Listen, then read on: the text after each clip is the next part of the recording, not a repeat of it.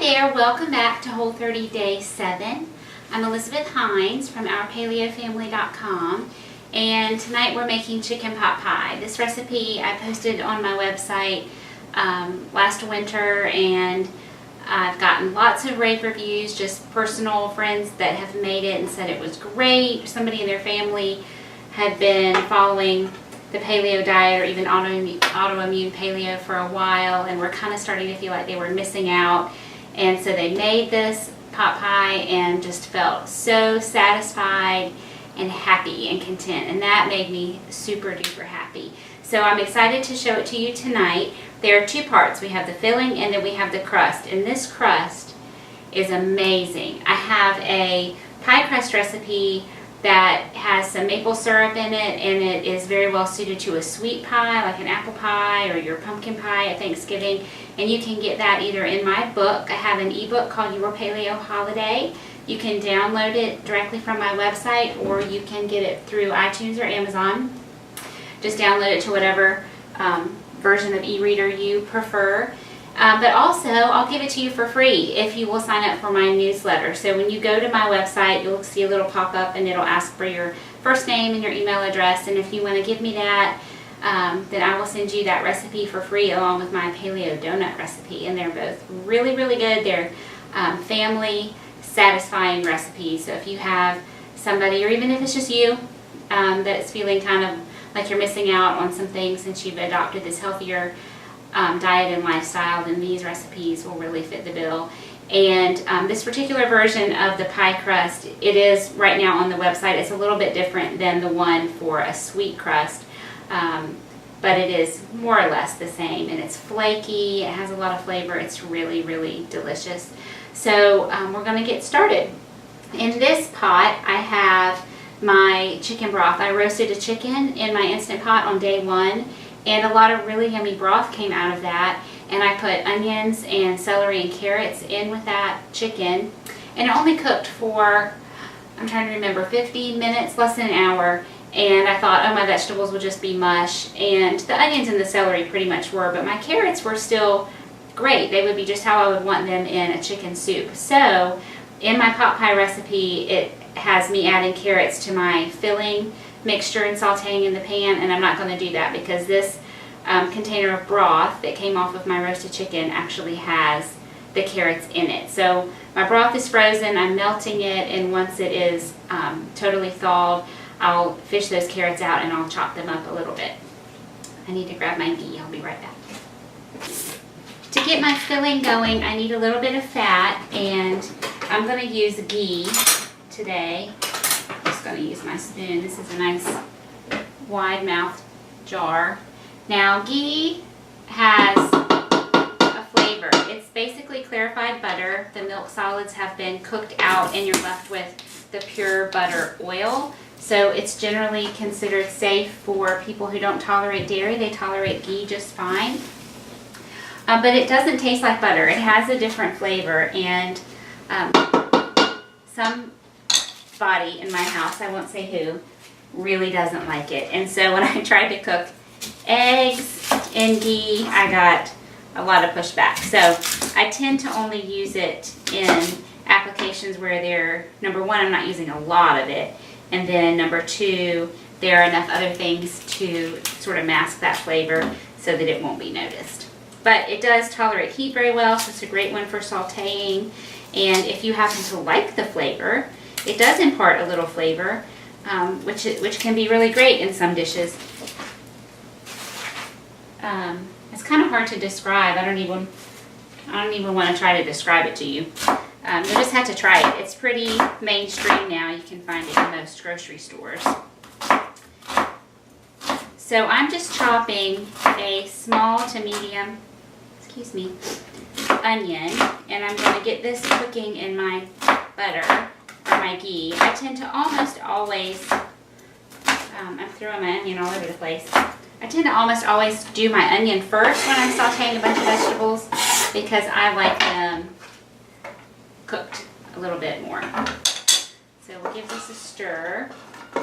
No sizzling yet. This tabletop stove is certainly not as strong as my regular stove. We'll get that going I'm going to just add salt all the way through. This is an 1/8 of a teaspoon measure. So I'll just add salt and pepper as I go, and then I'll start working on my celery. So my recipe calls for 3 large carrots, which that's about what I have in there. Whatever I have in there is what I'm going to use. And 3 stalks of celery, and I'm kind of down to the end of my celery here. These are my celery hearts, and I used the tops, most of the top, in cooking my chicken because I wanted all the leaves, because there's a lot of flavor in the leaves. So I'm just gonna chop up most of what's left of this head of celery. Let me get down to that part. I'm gonna get rid of that. The celery adds a lot of flavor, so even if you don't like celery, go ahead and add it in, because it'll mellow out as the pot pie cooks, and it's great with the chicken. It adds a lot of flavor. You don't wanna leave it out. Let my onions get going a little bit. They're sizzling there, which is what I want to hear. And there's a little bit that's still good on this one, so just to not be wasteful, I'm just cutting the little brown ends off. I'm going to go ahead and chop a little bit of this. And really down to the heart, and that'll be a little more bitter. How are you doing? Are you feeling good? Are you doing the Whole30 along with me? Are you getting ready? I'd love to know how you're doing. If it's something you thought about doing but you haven't tried it yet, what are your questions? What are your concerns? I'm certainly not an expert. I have tried to do a Whole30 numerous times, and I have not done it successfully. And I have found that this time around, I'm doing great. I mean, we're on day 7, so I'm almost to the end of my whole first week, and I feel good. I really haven't had the bad symptoms of, usually I get really bad headaches and fatigue, and I'm not feeling that so much this time. And I don't know why. Maybe it's just that I'm super motivated. I'm eating enough, and I'm eating more carbs than I normally would. I'm eating a little sweet potato, some plantains, some green apples. We even had half of a banana one day.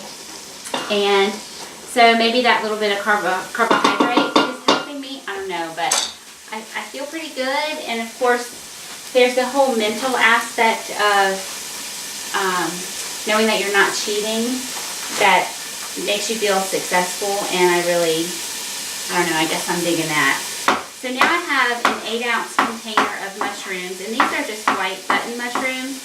I usually prefer the cremini or baby bellas, but they did not have them when I went shopping last week. So this is what I have. These will be perfectly fine. So we're adding a little bit of a meaty texture, a little bit of that flavor. These are dirtier towards the bottom, so I'm going to actually rinse them.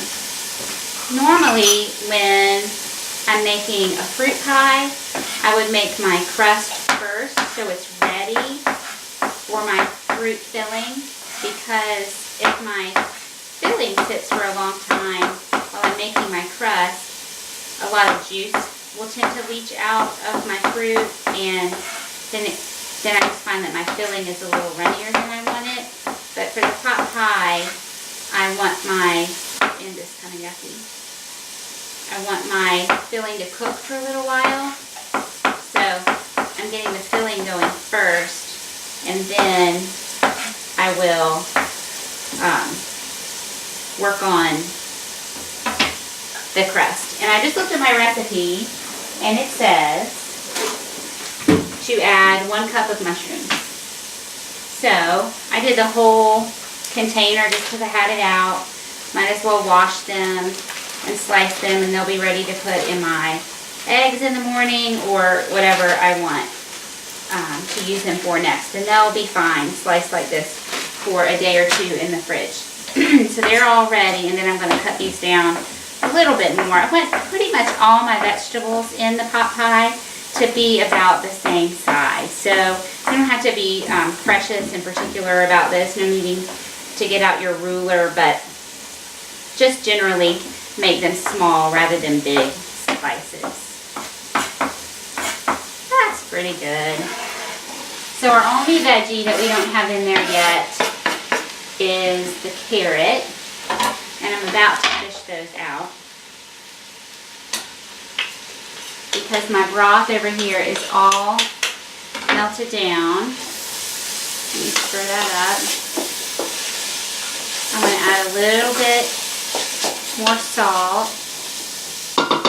There are just a few extra special things that go in here to add flavor.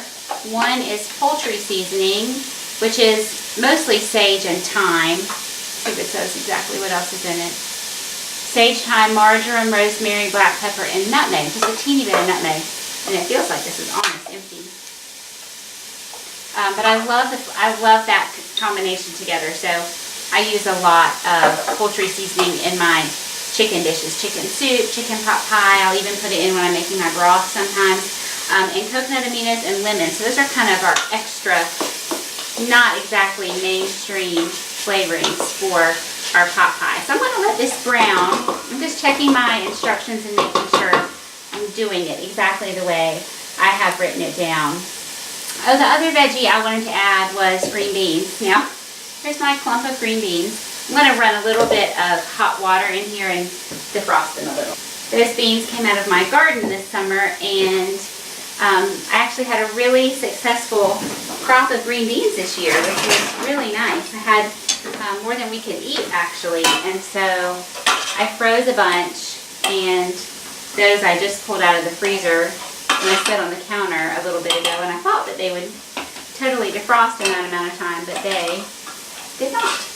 Okay, so these carrots, as you can tell, they are really soft already because, like I said, they went through the Instant Pot when I roasted my chicken. So I'm not going to put them in with my mixture here until the very end when I'm ready to load the filling into my pie crust because they're already soft enough.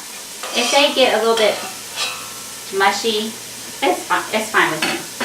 If you would not like that, then, and you had carrots from the same sort of application, then just go ahead and use fresh carrots. Do whatever you want, but this is perfectly fine with me. I'm just not going to put them in there for all that extra cooking time. So I'm going to chop them up so again they're about the same size as everybody else. And I'm just going to set them to the side and try really hard not to forget about them. And I'm going to start working on my chicken. So as you can see, I just had a rotisserie chicken from Whole Foods. And sometimes when I make this, I will actually use 2 chickens. But today, it's just my daughter and I. And I know we're not going to eat all of this anyway, but I don't want to have gobs and gobs of leftovers. So I'm going to put a little bit less meat in it this time.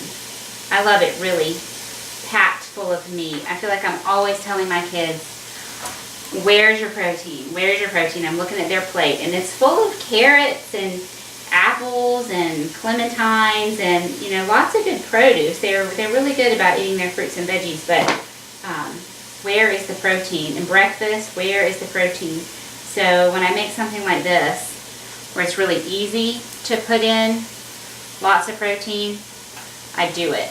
I usually just pull these apart with my fingers. This one, I brought it home from the store about an hour ago, and it's just been sitting on the counter because, you know, they're so hot, and I knew I wouldn't be able to handle it right away, and it's so I can handle it with my fingers now. So I'm just going to pull as much meat off as I can, and then I will chop it up so it's all bite-sized. So get all the breast meat, and I'm putting everything else in the lid of my container here because I'll put it in the freezer and I'll cook it and I'll make broth out of it. So it's a rotisserie chicken. It's been cooked pretty thoroughly, but when I buy whole chicken legs or something like that, I can throw in the carcass of this rotisserie chicken, and it will still make some good broth with the addition of some other good bones. Or, like if I just, for some reason, am not buying chicken with the bones for a while, so I don't have any to use to make broth. And I just have a collection of rotisserie chicken carcasses. I'll buy a turkey wing, which they are so full of great gelatin. And I'll use the turkey wing in addition to my rotisserie chicken carcasses to get some really good gelatinous broth. I can always get the leg meat off really easily and the breast meat, and then I have a harder time with the thigh meat. And it's so delicious, I want to get it. It's so nice and tender and full of flavor and moist. I know a lot of people do not like that word, moist. It's nice moist chicken. So we're just picking the chicken. We're doing some chicken picking. I wish I had a kid who really liked to get their hands dirty and would get in here and do this for me, but they go, ew. They don't want to do this part. I know I should make them, right? I will one of these days. Okay, I think that's it. I'm not going to mess with the wings. It just kind of gets to the ick factor and I can't deal with it anymore. Okay, give this a stir so that's getting brown. That smells great. Smells really good. All right, I'm going to proceed with our process of making our filling here. Let's see if my green beans are thawed out. Yeah, so all I did when I picked these was I cleaned them. So I snipped their little stems off, and you know, those are so watery. I don't want to add them right now. Oh, did you see that? Ooh, I squirted water everywhere. I better wipe that off since that's my iPad. This is not supposed to be a comedy show, but when my husband is editing these videos, I often just hear him cracking up. So I don't know. He just is laughing at my clumsiness, I guess. I hope y'all are entertained if you're not educated. Or maybe educated and entertained. Okay.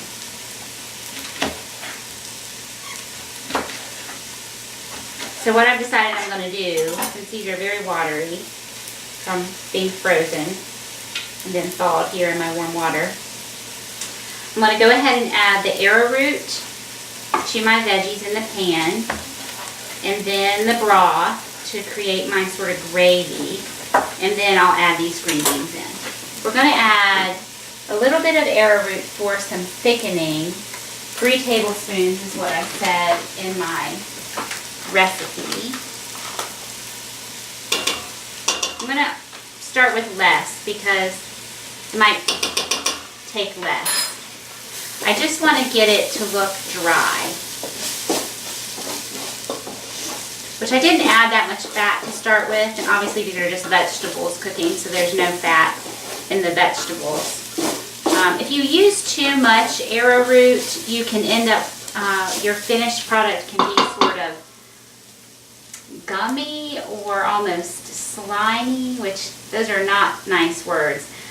So in paleo cooking, the starch that we can use for thickening is arrowroot, cassava flour. There's a whole bunch of new flours. There's sweet potato flour. There is tiger nut flour. I haven't tried that one. I did try the sweet potato flour, and I did not like it at all. I didn't like the flavor of it. So, and I love sweet potatoes, but there was something wacky with that sweet potato flour. I did not care for it. So at this point, I'm going to add my poultry seasoning. And I'm just kind of letting this starch cook a little bit. I really think this is going to be enough. So I'm going to stop at 2 tablespoons. I probably would have needed 3 if I had put my extra vegetables in there. There would have been more liquid, the green beans and the carrots. But the way I'm doing it, this is going to be fine. So I want about 2 cups of broth. I want you to see how dark brown this broth is. Partly, I won't lie, that is partly from the seasoning that I put on the chicken when I cooked it in the Instant Pot. But it's partly just the richness of the broth. So we're going to let this go. It'll get all those brown bits up off the bottom of the pan. At this point, I'm going to add my green beans. and my aminos and my lemon juice, which I want a teaspoon of lemon juice and a tablespoon of aminos. Okay, so my lemon, I want about a teaspoon of lemon juice. So I'm going to slice it. And it's full of seeds. Sometimes I get lucky and there aren't many seeds. And I can just squeeze right into my dish. But this one is full of seeds. So I'm going to use my juicer. And then I'll actually measure. It's really good and juicy, so I'm thankful for that. Okay, I don't know if you can see it, but my broth mixture here is bubbling, which is just what I want because my thickening agent isn't really going to do its job until it starts bubbling. Here was my tablespoon. That has arrowroot on it, but that's A-okay.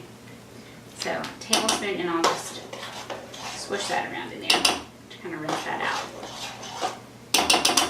At this point, I feel like I need to go ahead and taste it and just see where we stand. Is it getting too salty? Does it need a lot more pepper? Is it going to need more thickening? If it needs more thickening, I'm going to pull out my glucomannan, which I told you about in yesterday's video. And it's a fiber supplement that I use to add to things like this. Let me just give this a little taste. Oh, it's so good. And you know what? It tastes really sweet to me. It tastes really sweet. And I wonder, it needs a little salt. I wonder if that's because of the Whole30, or if, you know, carrots are sweet, so maybe the carrots have added a lot of sweetness to that broth. And also the green beans are sweet. Vegetables are naturally sweet. Have you ever tasted baby food? Baby food that's just the vegetable. I think not that I'm eating baby food on a regular basis, but I did taste it when my kids were in that stage, and I always thought they tasted sweet. I'm going to go ahead and add in my chicken. So again, I'm just chopping it up. Not quite as small as I did my veggies. I love the smell of the rotisserie chicken, don't you? I just think it smells so good. It's hard not to just dive right in and start picking the meat off and start eating it.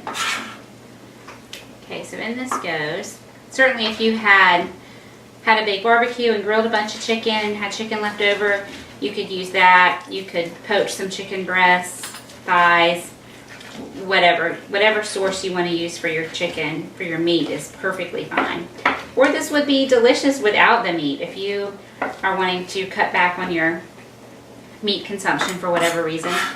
I am not here to judge. That's perfectly fine. This would be delicious. You might want to add a few different types of veggies to your filling. And you know what? Some greens would be really good in this. If you had some Swiss chard or some kale, that would be really, really good. All right, at this point I'm going to go ahead and get my carrots in there just so I have everybody in the pot and I know what my seasoning situation is. And I don't think I'm going to need those anymore, so I'm going to get them out of the way. It's really bubbling away, which is awesome. I'm going to check my recipe and make sure I put everything in. It's definitely going to need some thickening, but I'm going to just let it bubble there for a little bit. So I want to show you how easy it is to make this crust. So we're going to mix together our fat and our flours. So we need a half a teaspoon of salt. Don't forget to put salt in your pastry or any of your baked goods. They all need a little bit of salt to help bring out the other flavors. 1 3/4 cups of almond flour. I really like almond flour from Welby's. They're my favorite. It's online. You can buy 1 pound bags, 5 pound bags. I buy it in 25 pound boxes and keep it in the fridge. You want to keep it in the fridge or freezer anyway because it's just nuts and it can go rancid if you don't use it very quickly. But I use a ton of it in my recipe testing and development, so I buy it in those big quantities. It looks so pretty. It's going to taste so good. Okay, so I have my almond flour and now I need 3/4 cup of arrowroot. This is my favorite combination for paleo baking. So it's not low carb because the arrowroot is a starch, If you want to really stay low carb, you need to stick with just the almond flour, and then you can add like a coconut flour or a flax meal, something like that, to kind of cut the almond flour a little bit. But I find when I'm not worrying about carbohydrates that the almond flour with the arrowroot just makes a really nice fluffy product. I like the results in baked goods.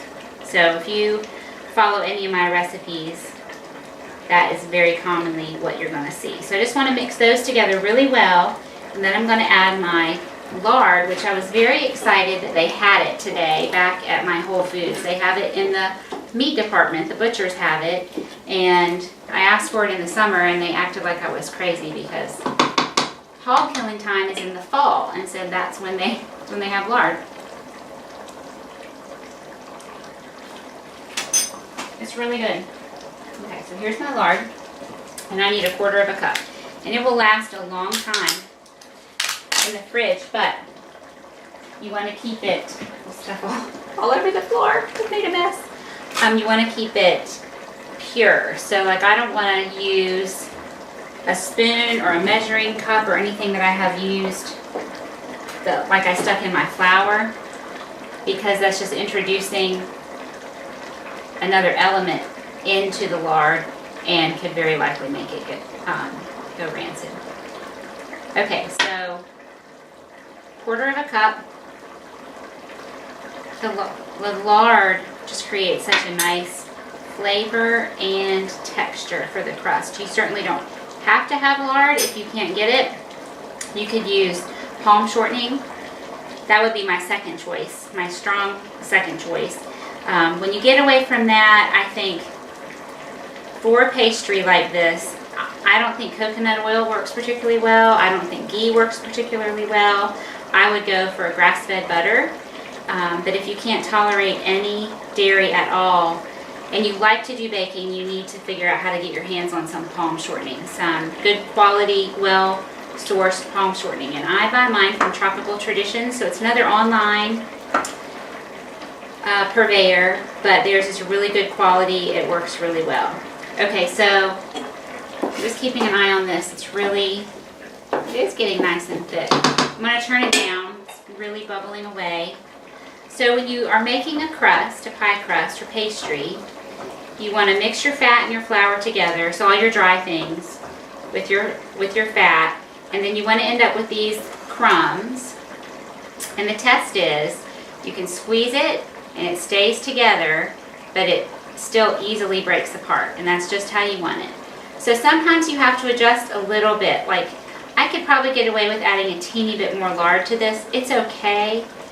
See, it's kind of crumbling apart a little bit. You know what I think I am? I think I want to add a teeny bit more. Make sure I don't touch that. So I'm adding probably just a teaspoon more. I want it to really hold together well, but then when I sort of try to break it apart, it breaks apart easily.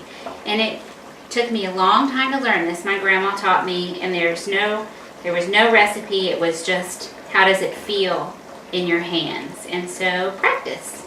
And your friends and family, your coworkers, whoever, will be very happy that you will be bringing them lots of test pies. Okay, so that's staying together a little bit better. I can tell just that teeny bit more made a difference. So now I'm going to add my cold water, 5 to 6 tablespoons. I'm going to start just kind of working it in. And again, I really want to use my hands because I can feel it better. I can tell what's happening with the crust, whether I'm needing more water or not needing more water. I want it to stay together really well in a nice smooth ball of dough. If I don't have enough water in it, it'll break apart. It'll be difficult to roll out. Okay, it's just how I want it. A nice pretty dough.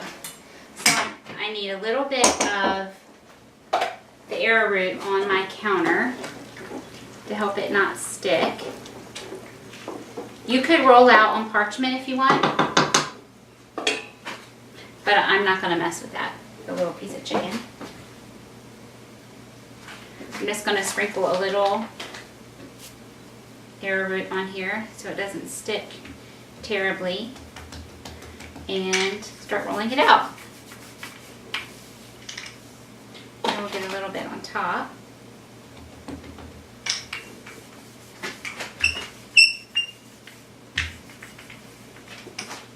It's kind of humid in my kitchen, so it's going to stick a little bit more. I might need to use a little more starch on top. Ooh, that little piece just came right off. Just shows you how nice and flaky it is. So I want it to be about 1/4 of an inch thick. I don't want it too thick. I don't want it too thin. We want it Goldilocks, right? We want it just right. If you like your crust really thick, then by all means, leave it thicker. But I want it about 1/4 of an inch. Okay, it's starting to stick on me. I want to roll it just a little more.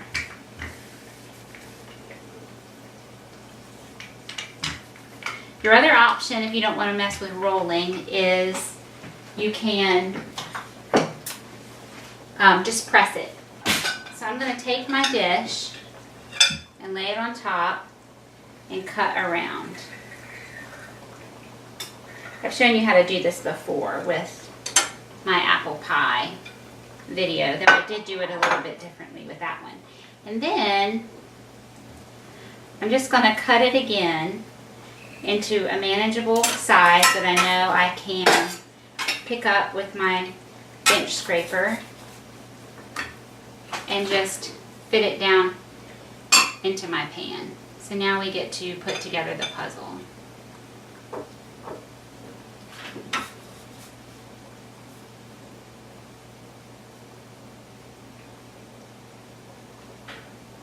And it's going to probably fall apart, and it's totally okay, because what are you going to do with this? You're going to put your filling on top of it. And I'm going to kind of press it anyway and just scoop up this extra, because I'm going to roll that out again. I'm going to go ahead and cut this down because, you know, I cut around the outside of my pan, so the inside is a little bit smaller. We're not going to go totally at the edges. We're just doing the bottom, and then I'm going to put some on the top. So I need to cut that one way down because the others have all overlapped.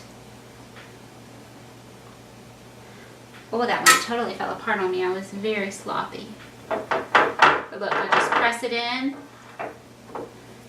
and cover the bottom, and that's perfect. So I've covered the bottom, and it's a little bit up the sides. You see that? So then I'm going to roll this together again. My filling is totally fine over there. Let me just scrunch this together. I can't wait to eat this. My daughter and I are watching Anne of Green Gables, the old one. It was on PBS a long time ago.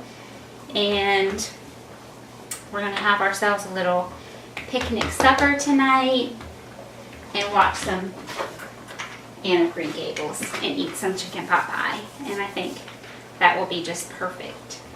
Can you see? Scoop that out of the way. It's really sticking on me. I'm going to use my non-stick rolling pin. This is one I got at a craft store that's intended for fondant. And I don't know why, but maybe because that wooden one is so used and loved. No, it's sometimes they're starting to stick a little bit. Well, this one's doing it too. Alright, I'll blame it on the warmth in my kitchen.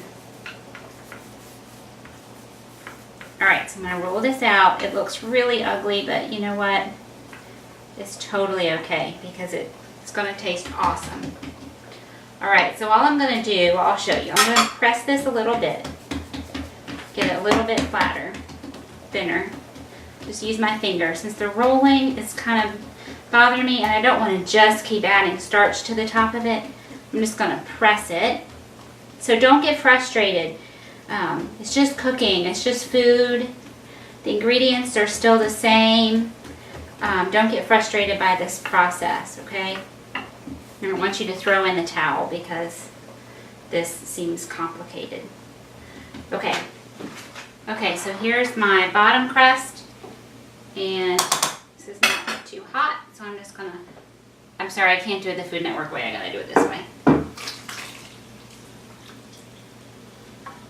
Okay, so we'll just pour all that filling in.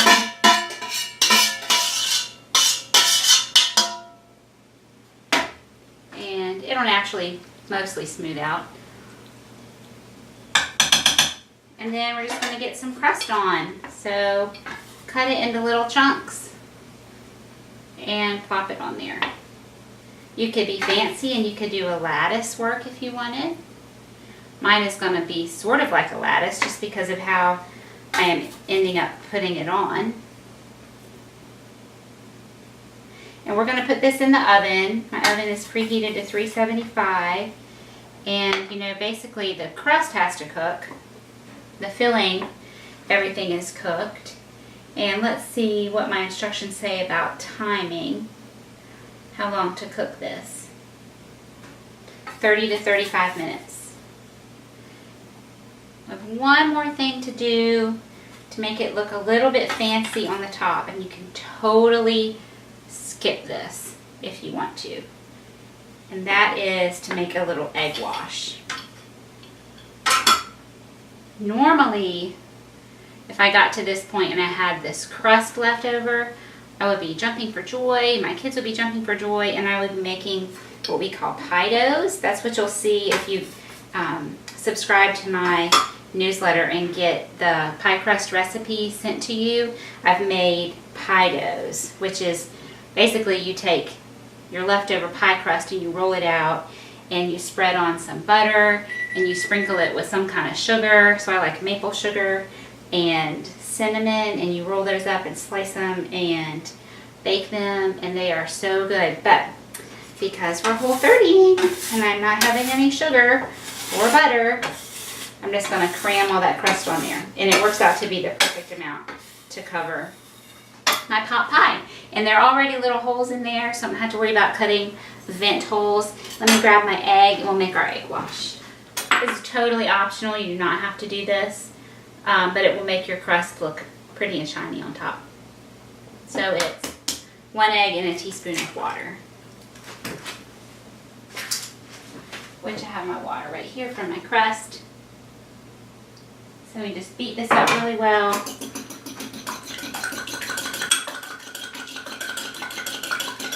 And then brush it on with a pastry brush. Oh, I totally do not want to clean up this mess. I just want to leave it. But I think I'm going to have to clean it up. Might sit down and put my feet up for a few minutes and finish my coffee. And then come back and clean up. And I will definitely come back and show you this finished product when we pull it out of the oven. You see how yummy it is. Also, I want to show you that, you know, my filling was not super thick, and how that's going to work out a-okay. So get a good coat of this on all the crust. Okay, and then that's it. So in the oven we go for 30 minutes. Okay, I'm back. Our pot pie is out of the oven. It's been out for about 15 minutes and it was nice and bubbly, and you can see my crust is brown and crispy. And I'm going to dish some up. And I put it in the oven on a baking tray, like a big sheet pan, like a cookie sheet pan, because I was afraid it would bubble over, and it didn't bubble over, but it was a good thing to do anyway, so I would not have had a big mess in my oven. Oh, there we go. We have the crust on the bottom. It's nice and moist. And our nice rich broth. Chocked full of vegetables. And I'm going to have a little taste with the crust and some chicken and some veggies.